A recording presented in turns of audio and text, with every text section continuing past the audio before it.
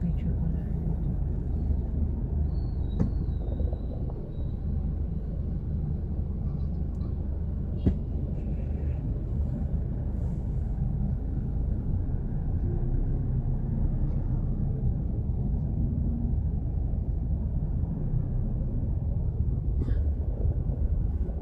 Hello world and to everyone, mga kababayan ko, kumusta po ang lahat? Awat loobin ng Diyos na nasa mabuti po tayong kalagayan. Andito po tayo ngayon sa Mangaldan, Pangasinan, Philippines, mga kababayan ko. Nakikita niyo po ba ito? Ito yung pagtuwing piyesta, nasa akop na po yung ating buong kalsada.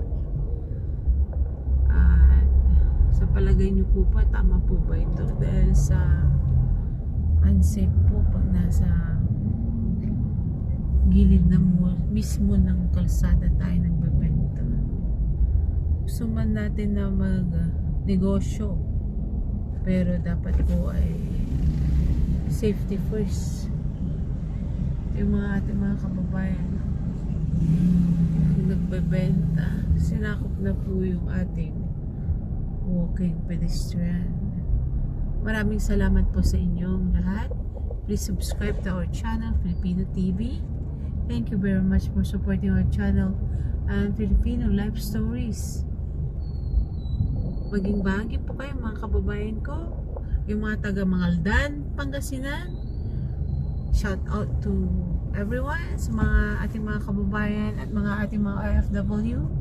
Miss nyo na po ba umuwi sa ating lugar sa Mangaldan, Pangasinan? Residents of Hawaii, mga taga Hawaii. Yan, meron po kayong donate na waiting shed.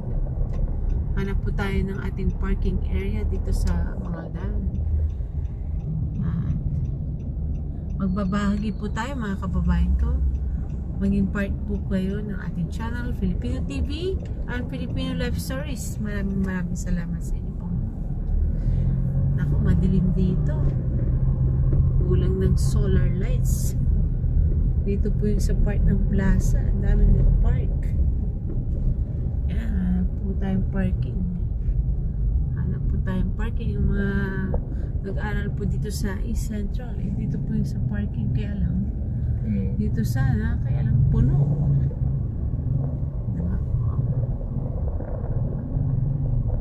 Mangaldan Central School. Mga ating mga kababayan sa ibang bansa, shout out to everyone sa Guam, sa Hawaii, sa buong bansa po. Ito na po yung Mangaldan, Pangasinan. Dito po yung sa likod ng MYTC. Hanap po tayo ng parking at kulang po tayo ng mga solar lights dito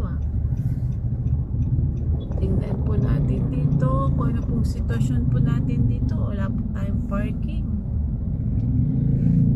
Ito, yan po yung sa building ng ano to, Macario Ija Development Center. Mangaldan Youth Development Center. Pinangalan sa isang politiko na dapat po sa sambayan ng Pilipino ng Mangaldan, Pangasinan. Dati po itong opisyal ng Mangaldan, ang Macario Ija. Dapat po ay pangalan sa town dahil taxpayer money po ito. Ay nako, nasakop na po ang buong kalsada at pinapayagan po ito. Actually, lagi pong ganito, hindi po nagbago. Ito na po yung laging ganito.